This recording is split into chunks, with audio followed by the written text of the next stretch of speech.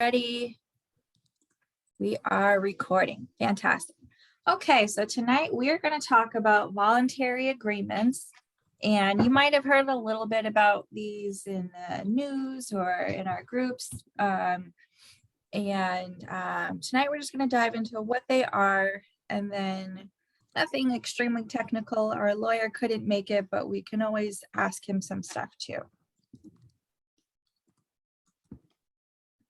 So first of all, background refresher, we're here because we care about the Delta.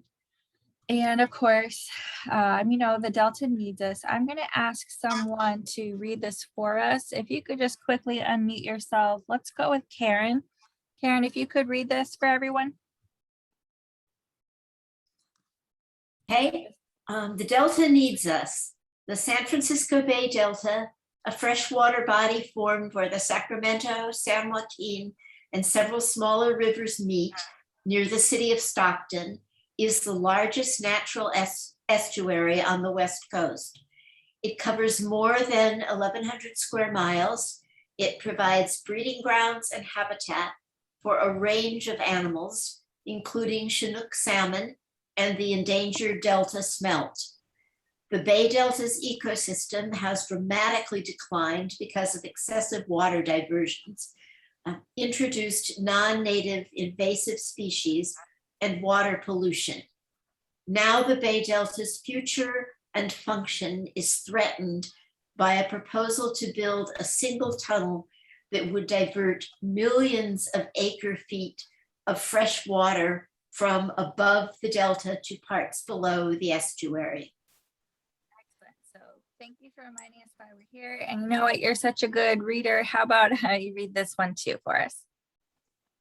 Okay, so what is a voluntary agreement? VAs or voluntary agreements are a euphemism for developers and agencies making decisions that exclude input from other affected parties and from doing EIRs. And that's a quote from volunteer Les Kishler. It's a great quote. The voluntary agreements are unenforceable agreements among state officials, water suppliers and purveyors, and a few NGOs that will set alternative flow requirements to those set by the 2018 update to the Bay Delta Water Quality Control Plan. This is a policy set by the State Water Board, regulating water quality and flow standards for the Bay Delta. It was developed in 4 phases. Thanks, Karen. Great job. Yeah, Les had emailed that to me today, and I thought, wow, that's the perfect summary for exactly what they are. So fantastic. And I think the key word here is that these are alternative flow requirements to what was already set by the Bay Delta Water Quality Control Plan. So this is just someone else's ideas about how things should work. So in other words, the VAs are a parallel process to the Water Quality Control Plan, and they're really aimed at avoiding regulatory action. They're led by a group of interested parties. So that's water agencies, farmers, and some other folks that we'll get into later. And they've been negotiating in confidential meetings, which for years required state agencies, local water districts, and other parties to sign a non-disclosure agreement to participate in the discussions, notwithstanding the requirements of the Public Records Act. So that's kind of not cool. Phase 1 of the 2018 update to the Bay Delta Water Quality Control Plan was adopted in December 2018, and that set new water quality standards in 3 tributaries of the San Joaquin River, requiring more water to flow through the South Delta ecosystem and reducing the amount of water that can be diverted and exported, which is good, but unfortunately, the board has put off full implementation of Phase 1 pending a final VA package proposal that sets comparable flow requirements. So if you can't tell by now, VAs are detrimental to Delta health. It has become increasingly evident that the proposed final VA package will be in no way comparable to the Phase 1 standards of the Bay Delta Water Quality Control Plan. Letters and statements from NGO groups participating in the process and preliminary reports from the state show that the proposal would actually require less flows than both the phase 1 requirements and what is currently required by law. And a determination of the VA's enforceability has yet to be made. In sum, the anticipated final VA proposal would greatly benefit water exports and substantially harm the Delta ecosystem and its residents even more than what is currently already going on in the Delta. So what's in the VA? The flows proposed in the VA appear to be dramatically less than the increases in flows required by the State Water Resources Control Board, which I will call the board for the rest of this presentation, in its December 2018 update of water quality standards, which is what you're looking at here in the San Joaquin River Basin. The proposed VA flows appear to be only about 31 of 47% of the Delta outflows proposed by the board, the State Water Board, in its 2018 framework for completing the update of the Bay Delta Water Quality Control Plan. So that's about 616,000 acre feet average under the VAs compared to the 1.3 to 2 million acre feet proposed. It appears that under this VA proposal, the State Water Project and Central Valley Project would likely increase exports from the Delta on average, as well as in dry and critically dry years. And the problem is likely worse since both DWR and the Bureau of Reclamation's modeling likely significantly underestimates the increases in water exports and reductions in winter and spring outflow. The VA substitute habitat restoration for adequate flows. This is something we hear from the other side all the time. Even though habitat restoration should not depend on the VAs, habitat should be restored regardless of the VAs of BIOPS or the tunnel, and it should not be a bargaining tool, just like the desperately needed improvements to levees in the region. That's another thing we see that's kind of used as a pawn in the game. Some other things in the VA. The state suggests that its most recent proposal would increase Delta outflow, but in its draft environmental impact report, the Department of Water Resources proposed to roll back environmental protections for salmon and other native species that apply to the operations of the State Water Project and to reduce Delta outflow. The State Water Board has said that it's not clear how the proposed project will not further degrade conditions for fish and wildlife. The modeling and analyses indicate that the pattern of fish population decline could continue and increase under the proposed project, and the proposed project likely would result in considerable impacts to longfin smelt, contrary to DWR's conclusion in the CEQA document, because DWR used a method in their draft EIR that is not an established statistical procedure. The state's own Department of Fish and Wildlife also raised concerns with the draft EIR. Most notably, DWR found in the, Department of Water Resources found in the draft environmental impact report that reducing Delta outflow would not harm fish and wildlife, and that's a position that is directly contrary to the findings of the California Department of Fish and Wildlife and the State Water Board, and it's seemingly in conflict with the proposal to increase Delta outflow.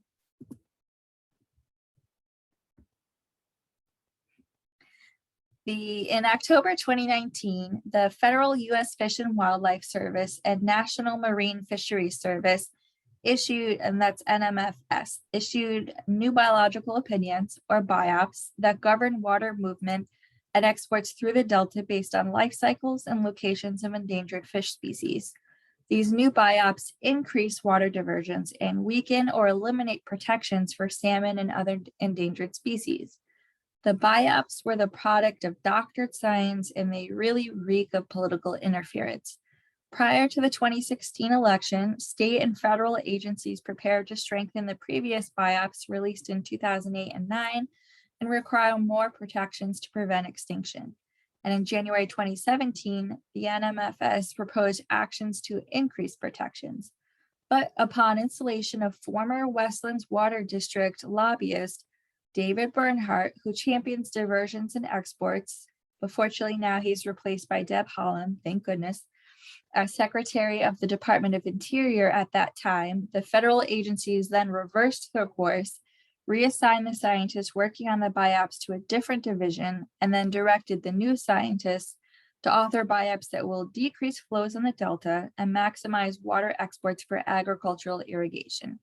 On the heels of this action, the California Department of Water Resources then released their water portfolio, which includes new rules for operations of the state water project in the Delta that were really similar to the federal buyups. Specifically, these rules propose increasing freshwater exports, reducing flows through the estuary, and weakening protections for salmon and other imperiled fish. This is not happening in a vacuum. The VAs combined with the buyups and the tunnel would all come together to make much more water from the Delta region disappear, even amid drought and climate change. And that's why we're very grateful for everyone who's sending postcards and making calls on the recall and all of the other important elections this week. That's a very specific example of what could happen.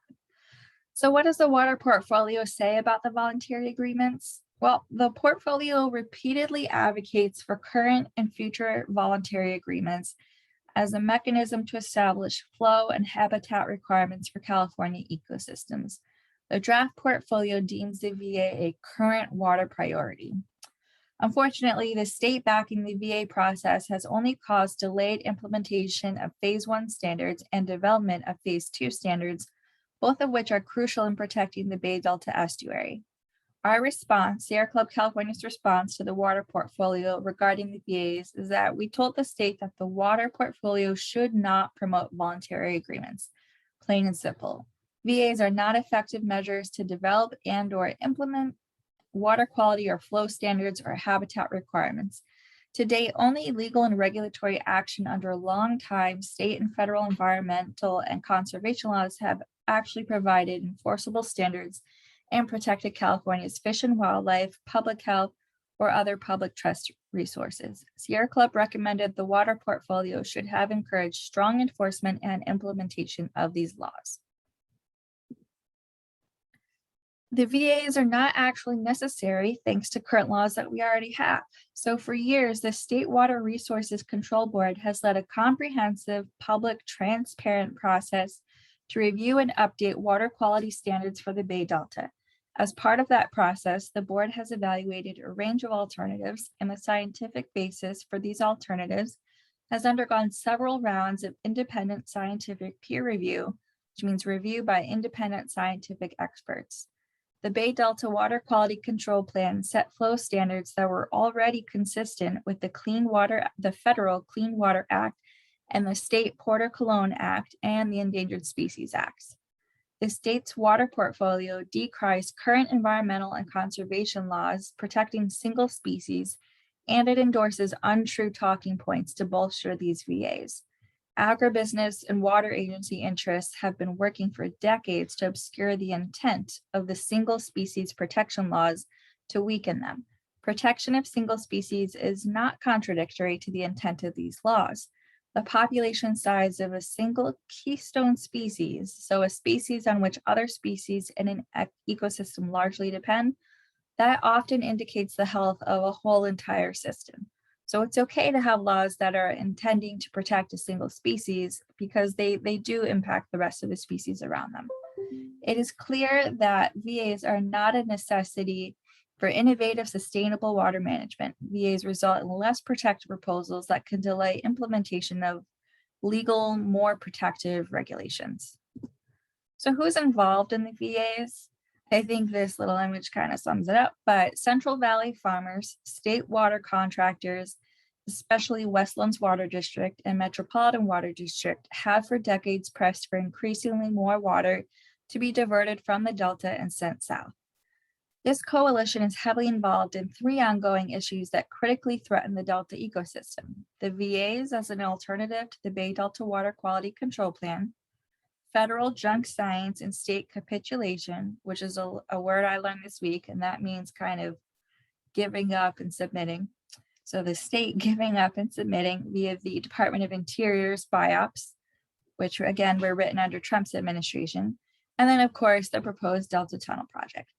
The VAs are written by the Department of Water Resources, and that department is led by Director Carla Nemeth and Governor Newsom. California Natural Resources Agency Director Wade Crowfoot is also a supporter of the VAs. They are opposed by nearly every environmental organization, Sierra Club, NRDC, Environmental Defense Fund, Baykeeper, and a whole bunch of others. The State Water Resources Control Board and the California Department of Fish and Wildlife have found the VAs to be flawed. SFPUC, so that's the San Francisco Public Utilities Commission, and East Bay MUD, or Municipal Utilities District, have opted out of the VAs. So they're going in that column. So what's happening now? Why are we talking about this now? Because it does sound a lot of this happened in 2018, 2019. So why now? So negotiations have stalled for some time due to 5 missed deadlines by the state. And then the presidential elections and perhaps the next president's influence on the buyouts. They did want to wait for the election last year to happen. And that had the conversations pushed up until April. But then now, for whatever reason, I mean, possibly it could be the recall, but no one has really said anything out loud. It's been postponed. These conversations have been postponed to November 2021, allegedly. In 2020, the state presented the framework of a voluntary agreement to the State Water Board, and then they did it again, another update just this last month in August to state water contractors. And also in August, Metropolitan Water District, which we call MET, gave a presentation on the VAs, but any real updates were given in closed session. NRDC and Sierra Club opposed the closed session, and the Metropolitan Chief Operations Officer, Devin Upadahi, and the General Manager, Adel Haja Khalil, both said that they agreed with the need for transparency, which is why they would present half of that presentation in open session, and then the rest they did in closed. Several members of the board representing Los Angeles pushed for public updates, but the closest thing to useful information that we could get out of them is that the flow amounts that they're going to push for would be close to the incidental take permits, and that's really all they would say. So the rest of that was behind closed doors. Last week, the state water contractors publicly pushed, and here's a meeting where they did that. That's a little screenshot for you. They were publicly pushing for negotiations to start again, and they really want to take action. That's their kind of buzzword of the day. It seems that they're going to be pushing the message that environmentalists are making negotiations impossible and that our NGOs are really too difficult. But it's because the voluntary agreements are a non sequitur. They're going to destroy the Delta, and it's unclear how they would be regulated and enforced. And the necessary regulations already exist in the Bay Delta Water Quality Control Plan, so that's probably why they're not really hearing much from NGOs or getting the support that they desire from NGOs. Wade Crowfoot invited several NGOs, farmers, and state water contractors to a meeting on the VAs that really seemed like it was for show. It was basically to further give the impression that NGOs are the ones who aren't willing to negotiate, who aren't willing to do anything to move it forward. MET's new GM, Adel Haja Khalil, has pushed for more transparency on the VAs and to give a seat at the table to NGOs or to the public, to anyone. But he did say openly last week in this meeting that he supports the Delta Tunnel. So it's likely that he would push for more exports and reduce Delta outflow in the VAs. It's kind of rumored that he's being pushed to support the VAs in exchange for funding for local resource projects. That's not fair, but we're going to be talking to him this week and try to get to the bottom of what's going on. Sierra Club California and allies are involved in ongoing litigation regarding the VAs. I don't know too much about what's going on there, but if you have specific questions, I can reach out to the legal team if you want to know anything specific. So what can we do now? For years, we've always advocated for California to develop and implement a diverse water portfolio that includes firm commitments of water for the environment and promotes regional resilience. We believe California can meet its water needs and provide the flows necessary to restore the Bay Delta by pursuing a myriad of projects that combine increased agricultural and urban conservation, sustainable groundwater storage and management, and increased water reuse and recycling. Oh, and stormwater capture, of course. We need to continue pushing this message. It's likely that we will have to pursue public comments to water agencies and send letters to the states or some other kind of action sometime soon. Not really sure when, but for now, let's continue to stay involved in other anti-tunnel activities and then look out for a call to action on the VAs when the time has come. So at this point, are there any questions and then any other experts who want to chime in?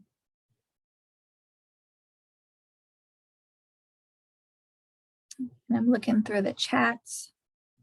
Also, I'm pretty sure that if anyone chats something here, I think it shows up in the recording. So if you want to chat me privately, be aware that I think it shows up in the recording.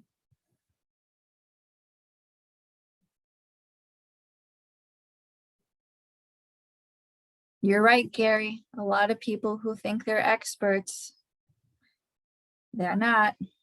And experts can kind of be influenced. I mean, scientists still have opinions sometimes. Scientists still try to kind of, you know, steer us in a direction. Desalinization. What did you want to know about desalinization, David? Oh, thanks, Katie. There was an article by a fellow who said how Israel, and it's sort of like California, dry country, at least more like Southern California, has a number of ways they get their water without, taking it up from the north. And desalinization is one of the things that they do. I think Orange County has some desalinization. Am I correct on that? They do, and San Diego. So Sierra Club, we're fine with brackish water desalination, and that could actually be helpful in the fight against the sea level rise and encroaching seawater. But for ocean desalination, that's a very last case resort when there's no other water option for the area. It's pretty environmentally destructive. You should look into the Poseidon plant. Talk to Charming Evelyn and a whole bunch of folks. A lot of the Angeles chapter folks are fighting that Poseidon plant right now. Met is also involved in that. Desalinization. There are some plants out there that are taking the salt and selling it to sea salt companies and things like that. That can be helpful, but one of the problems is that they dump that salt right into the area right around it, and that just kills everything in its path. So that's one of the problems. There's a lot of problems with desalinization. So it's like there are ways that it can be done effectively, but for the most part, not so much, and we're not really there yet. But I'll connect you with folks who can tell you more about Poseidon and what's going on with desal. Good question though. And then Nancy. You're muted.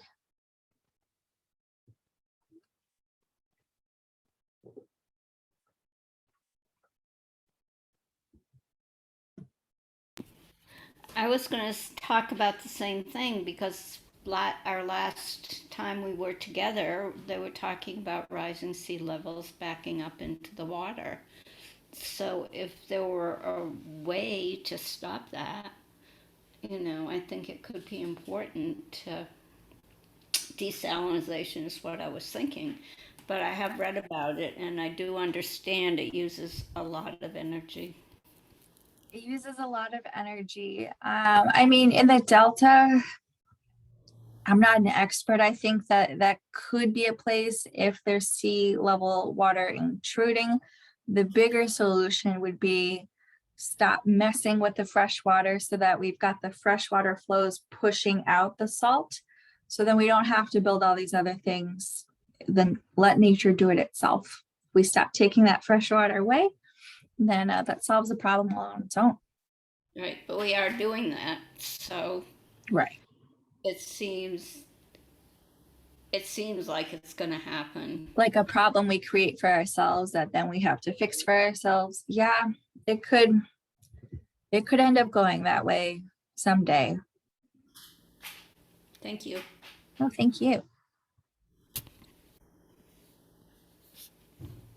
So I think for the experts, the only update then was really that the talks are kind of starting up again, and something's coming, something's in the pipeline. We know that November there will definitely be a conversation, but they're already having these little talks behind closed doors now. So we're getting ready for it. The tough part is, the recall's coming up, so we probably want to wait to do something until after that to not make things so difficult for Newsom, because he is kind of the target in this, unfortunately. So it's a difficult position to be in. Any other questions, or any of these other geniuses want to pipe in? Any comments?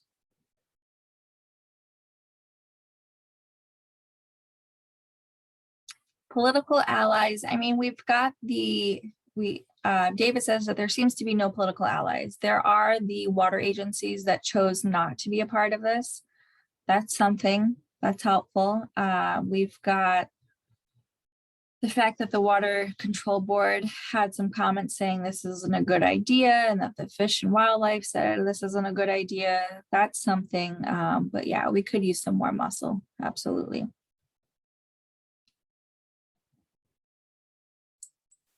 Do we have any legislative allies at all, or awareness with anyone? I don't think so. I can look into that for you, but this isn't really, it's again, like the tunnel, it's not something that's on their level. It's between the water agencies to work out. I feel like a lot of this is by design and on purpose, of course. Yeah. So, in that case, keep doing what you're doing, attending these Wednesday meetings, learning what you can about the tunnel, participating. Last week would have been an action committee meeting, but we had the DWR webinars. There's one more webinar from DWR on the tunnel, and it's gearing up for the environmental impact report vote that will happen next year. That's our next big vote. So these webinars are about the topics that they're including in their environmental impact report, and they're just trying to tell us a bit about them now. There's one left, the environmental justice one, that's September 16th at 6 p.m. We'll send you an email, but participate in that if you can. We'll give you talking points, but I also find it's helpful to kind of see whatever they're saying in the moment and do your best to dismantle it, or ask questions that kind of poke a hole in their logic, because that's easy to do. And then we will update you when it's time to fight on these VAs, and we'll let you know how the conversation goes with Adele. Hopefully it'll be good. I mean, the fact that he does care about transparency and letting NGOs be a part of this conversation, that's something that's getting there, and just shows us we have more work to do. So do that. Thanks for participating tonight, folks, and I'll talk to you soon. Have a good night, everybody. Thank you. You too.